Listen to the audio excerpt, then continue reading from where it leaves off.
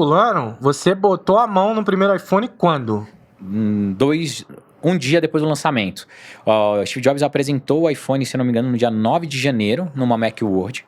Daí ele subiu no palco, fez uma baita bagunça, fez aquele keynote Ele fazia icônico. Um show. Ele fazia um show. Quem nunca viu esse keynote, né, essa apresentação do Steve Jobs, recomendo. Macworld 2007, lá pra ver ele apresentando o iPhone. Todo mundo ficou enlouquecido. O único iPhone apresentado naquele dia, tinha um na mão do Steve Jobs, e depois ele colocou numa redoma de vidro, ninguém podia encostar. Então tem umas fotos legais aí na internet. Tem até um videozinho curto lá no meu canal, mostrando esse iPhone. E daí ele começou a vender, não lembro se no dia 14 ou 17 de julho, 6 meses depois. E daí eu tive uma sorte absurda, que eu tenho um médico que fez a minha cirurgia bariátrica, que ele era viciado em Trell, que era como se fosse um palm top com um celular. E ele estava em Nova York e ele me ligou de lá, naquela época não existia WhatsApp, nada, né? Então ele me ligou e falou: Brenão, pô, tô aqui em Nova York, uma loucura na Apple, todo mundo falando um tal iPhone, posso comprar? Você desbloqueia pra mim? Daí eu, no meu ímpeto, né, a petulância que eu tinha já naquela tá época, desbloqueado, né? Meu mano. Virei pra ele e falei assim: doutor, já teve algum telefone que eu não desbloqueei pro senhor? Compra tranquilo e me traz. E daí ele comprou um pra ele, um pra esposa e um pra filha, na época. E ele comprou no dia do lançamento, pegou o avião à noite. No outro dia de manhã, o motorista dele passou lá em casa e deixou os 3 telefones pra mim, cara. E daí foi surreal, assim. Aí você viu a salsicha que tava na sua mão, né? Porque diferenciado perante aos outros telefones que tinha. Primeiro que tinha um problema gigantesco que a gente não tinha como abrir o telefone. Não sei se vocês vão lembrar, mas ele era basicamente... Ele é tipo um shell, assim, redondo. Isso, redondo, com a parte superior de alumínio, muito bonito. Ele tinha uma bundinha pretinha, só que ele era inteiro fechado. Parecia que era uma peça realmente única. Não tinha um parafuso, não tinha nada, não tinha uma borrachinha pra você desconectar. E eu lembro eu olhando o telefone a primeira vez, virei pro Paulinho e falei assim: cara, ferrou. Como a gente vai abrir isso? Como a gente vai... Porque pra fazer alguns desbloqueios você precisava abrir. Tem uma técnica chamada Touch Point, que em determinados momentos você precisa usar ela. Você não consegue fazer alteração, adição de software, né? Normalmente, você faz como se fosse uma força bruta mesmo, né? Você faz lá um micro curto, alguma coisa. Um jumperzinho, daí funciona. Então a gente precisava ter acesso a isso. E daí começou daí toda a nossa saga para desbloquear o telefone. Mas a gente conseguiu, eu acho que foi uma semana ou 9 dias depois. Mas aí, com tentativa e erro, queimou algum? Cara, como é que foi? Basicamente, aquele negócio, ser autodidata é muito bom nesses momentos, porque basicamente a gente participava de vários fóruns de desbloqueio de telefone já, porque a gente vivia disso, eu e o Paulinho, né? Então, a gente começou a conversar nesses fóruns, esses fóruns já estavam super aquecidos desde janeiro, porque eu tinha falado em janeiro pro Paulinho, quando eu vi o iPhone, eu falei: Paulinho, a gente tem que manjar tudo desse telefone quando ele for lançado, cara. Isso vai mudar a nossa vida. Olha aqui e tal, com visão que eu tinha que ia dar certo. Mas naquela época eu não imaginei que eu ia ganhar tanto dinheiro. Eu imaginava que eu ia conseguir um emprego em algum lugar, ia ser reconhecido, sabe? Trabalhar na Apple, trabalhar numa operadora, né? Eu falava muito disso pro Paulinho.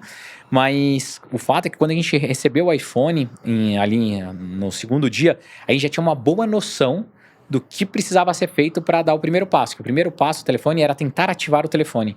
Que a tela, até isso era bloqueado. Ele falou assim: conecte no iTunes para ativar. Você colocava no iTunes. Era que nem o iPod também. Exato. E daí você ia passando os passos ali para colocar seu Social Security Number, as suas informações para ele ativar uma conta na AT&T. Então a gente precisava fazer a primeira pedaço, que é burlar o sistema para não ativar nada e o telefone ficar ativo. A gente conseguiu fazer isso muito rápido ali. No primeiro dia, a gente já teve o telefone ativado e a gente começou a ficar brincando no telefone, no Wi-Fi e trocando as mensagens no fórum. E daí no fórum, a gente tinha como se fosse um código de conduta, que a gente tinha um sorteio lá. Todo mundo estava participando desse tópico fechado, falava quantos devices você tinha. E daí a gente meio que fez um sorteio. Quem tinha mais devices testava mais, porque se queimasse, ele não seria prejudicado. Quem tinha menos, testava menos. E todo mundo compartilhava os resultados dos testes. Sim.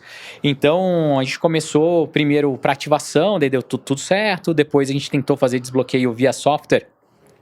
Todo mundo batendo muita cabeça. Tem na época, até hoje, um dos maiores hackers, que é o GeoHot, ele que liderou esse grupo. Ele é muito bom, ele é muito bom. GeoHot, hoje em dia, faz um sistema de inteligência autônoma open source, que é o OpenA, cara, que é animal, assim. Funciona tão bem ou melhor do que o sistema da Tesla. E você pode transformar qualquer carro em carro autônomo. Inclusive, o Elon Musk admira tanto ele que chamou ele quando ele comprou o Twitter para ajudar ele a otimizar os servidores, fazer as coisas. Então, assim, o George é um cara, fora de série. E ele estava liderando esse grupo. Ele tinha mais telefones na época, porque ele mora nos Estados Unidos. E ele começou a fazer o desbloqueio. E ele que foi o primeiro cara a falar assim, não dá para fazer via software. A gente tem que fazer via hardware. E daí a gente tinha uma vantagem, entre aspas, né? Que eu e o Paulinho, a gente estudou eletrônica. O Paulinho, muito nerd em eletrônica. E a gente fazia já muito touchpoint para desbloquear os Siemens.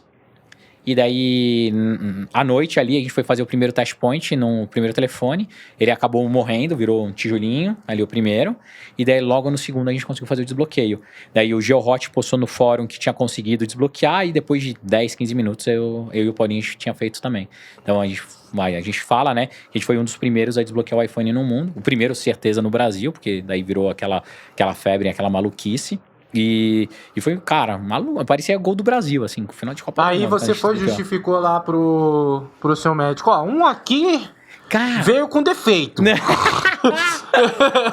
pior que eu falei a verdade, falei assim, ó, cara, doutor, desculpa, um não deu certo, 2 funcionaram. Ele, mas não deu certo por quê? Eu falei, não sei, eu acho que a gente queimou, vou tentar arrumar. Mas o legal desse, cara, meu médico era tão ponta firme, assim, que ele nem chegou a me cobrar o telefone. E daí, esses 2 telefones eu fiz de graça, obviamente. Falei, não vou te cobrar, tal, por esse. E fiquei com esse telefone. E acho que o melhor pagamento foi o aprendizado. Não, sem dúvida nenhuma. E esse telefone, pra mim, virou um marco, porque a gente conseguiu recuperar ele voltou a funcionar depois de, 1 mês e pouco, que a gente conseguiu refazer a trilha que a gente tinha feito errado lá na estaçãozinha de solda e tal. Voltou a funcionar e até hoje eu tenho ele guardado comigo. Como um troféuzinho. Que da hora. Um troféu que foi o primeiro iPhone. Eu brinco que ele foi o primeiro iPhone desbloqueado, daí o Paulinho fica me sacaneando falando, não, porque não deu certo, mas foi o primeiro telefone que a gente realmente abriu e tentou. Ali. Foi lá o algoz para dar certo no nosso desbloqueio.